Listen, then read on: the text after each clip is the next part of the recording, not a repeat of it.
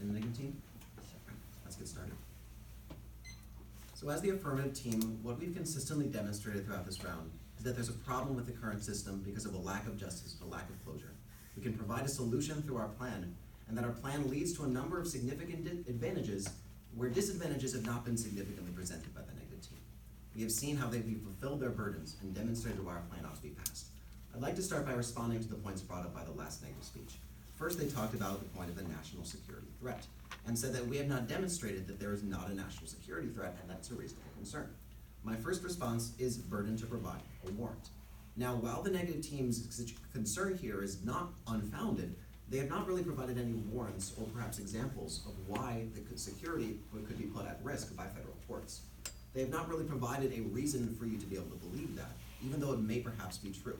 The burden on the negative team is to demonstrate why there is a reason to cast doubt. They can't simply make claims and then have you cast doubt simply because of those claims. My second response is we can't prove a negative. Logically speaking, we cannot prove that there is not a national security threat. That's just not how it works. It's the burden of the negative team to show that there is a national security threat. And thus far, it's up to you to decide this, but we believe they haven't really shown that concrete threat.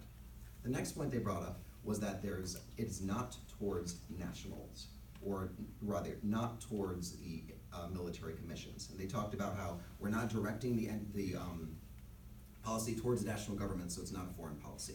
Our response is our definition stands. We provide numerous reasons to prefer, both that it's well reliable, that it's realistic, and addresses what foreign policy ought to be. My second response is no reason to prefer a negative definition. They discussed how foreign policy is generally considered to be interactions between foreign and national governments, but they did not provide a reason to prefer for that definition. We have consistently demonstrated how our definition stands, and that defining foreign policy and putting it into a specific box is a most provisional and personal and provisional exercise, as Charles Herman brought up. The next point they brought up is worst case scenario. And the negative team basically said that the worst case scenario is that the people who are eligible for trial in Guantanamo, those 7 people, are not tried, and that that's not a significant problem. My response to this is justice delayed is justice denied. Justice delayed is justice denied. The fact that we're discussing this issue and whether it's significant is interesting to me, because 9/11 was pretty substantial, and we brought up quotes from the victims of 9/11 saying that people staying in Guantanamo is not justice. Again, people who are staying on Guantanamo, even though they're in Guantanamo, are legally considered innocent until they are convicted. That's just not acceptable. That people sitting in Guantanamo Bay is not justice, and that's a fundamental principle we hold as the affirmative team. The next point they brought up was evidence is not read, and they discussed how they've been discussing the links throughout this debate, and they've been pressing the links quite hard, absolutely. But my response to this is lack of impact. Now, when the negative team has addressed how we cannot provide the numbers for the specific number of trials in Guantanamo Bay, that's true, because that evidence is not out there, because it is not publicly disclosed. But how have they impacted that for why it matters? It doesn't change the premise of our plan and the harm we're trying to solve, how we're solving it, and the fact that we have advantages. It does not fall under what the negative team is attempting to prove, and they have failed to impact this. I'd like to bring up 3 voting issues, very short and simple. First, advantages to federal courts stand.